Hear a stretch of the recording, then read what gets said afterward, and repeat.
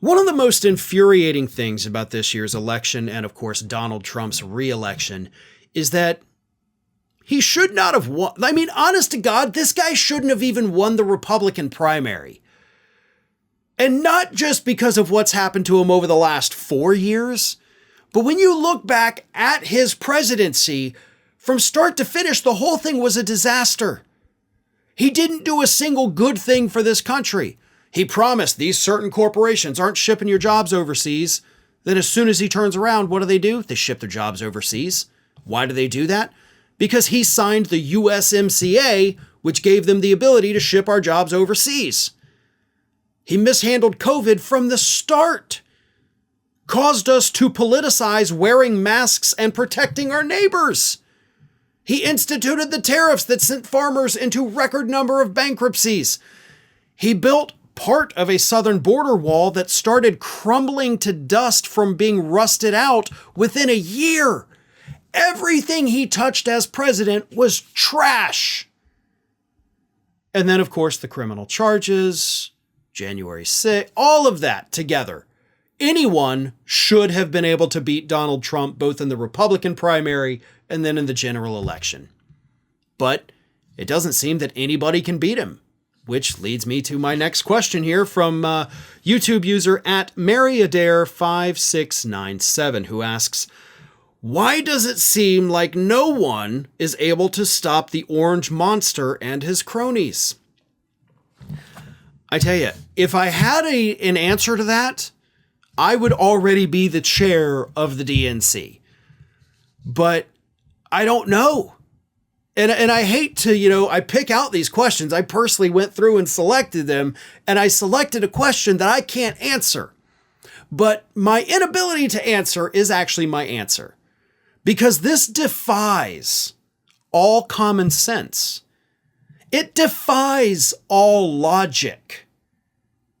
Donald Trump has always been, ever since he entered politics, because that's the only time we have approval ratings for him, a consistently unpopular figure. The guy who has never hit 50% approval rating somehow wins? The guy with 34 felony convictions somehow beats the prosecutor? The guy who told people to fight like hell on January 6th and then they stormed the Capitol? That guy? You mean to tell me there was nobody in the Democratic Party that could beat him? I think there probably were people, but, the voters didn't pick those people, so we will never know. But what about the Republican primary, right? I mean, hell, Ron DeSantis was their rising star, and that dude flamed out so quickly it was hilarious. Nikki Haley, just a regular, old-fashioned, staunch, tax-cutting conservative. She held in there for as long as she could, but still couldn't do it.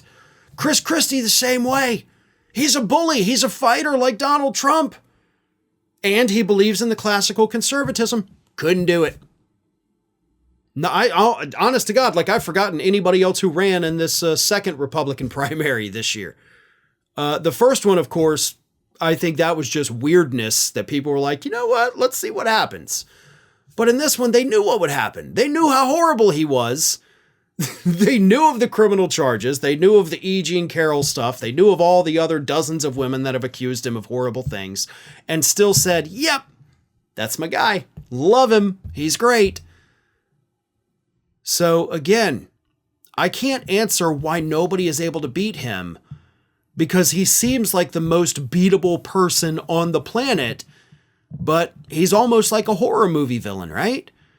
Just when you think the villain has been defeated, they're gone, everybody gets their happy ending, you can breathe a sigh of relief, he jumps out of the lake with the machete and stabs you in the head. Because he's not gone, and he never will be. And I'm afraid that's what's happening with Donald Trump. He is our horror movie villain president that is just always going to be there for sequel after sequel after sequel. Thanks for watching today, everybody. And don't forget, if you're not already, please do subscribe to this channel. We have fresh content going up every single day, and I would really hate for you to miss out on that. And speaking of missing out, if you're not following me across all other social media outlets, then get on it. You can follow the links in the description of this video.